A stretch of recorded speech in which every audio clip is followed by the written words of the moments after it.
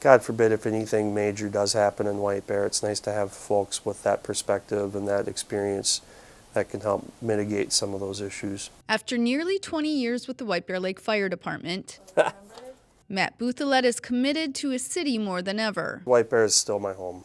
I've lived in it since I was literally 1 year old. My parents still live in my childhood home about a mile from here, and this town is who I am. And part of Matt's mission is to give back not just to the community of White Bear Lake, but beyond.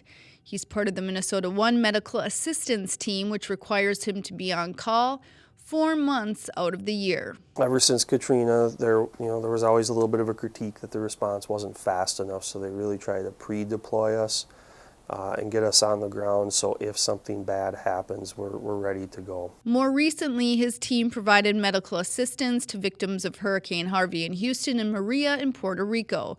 He says these experiences help him keep his own challenges in check. Maybe I shouldn't be so bitter. Maybe I should be better instead.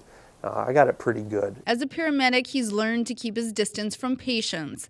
Like other first responders, it helps protect them from internalizing too much. But during his time in Houston, he met a woman who spent 3 days on her roof as floodwaters rose, and she worried about alligators. This was one that I let kind of come into my personal circle and got to know her a little bit better, and I'm glad I did. Matt says he's thankful for his time with the team, as well as the people in his life who allow him the freedom to serve, including family, friends, and employers.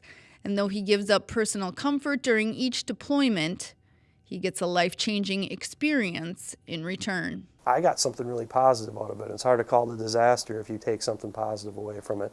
But just what that event was so much more than just going down there and being a paramedic or just what you see on the news. There's a real personal side to it.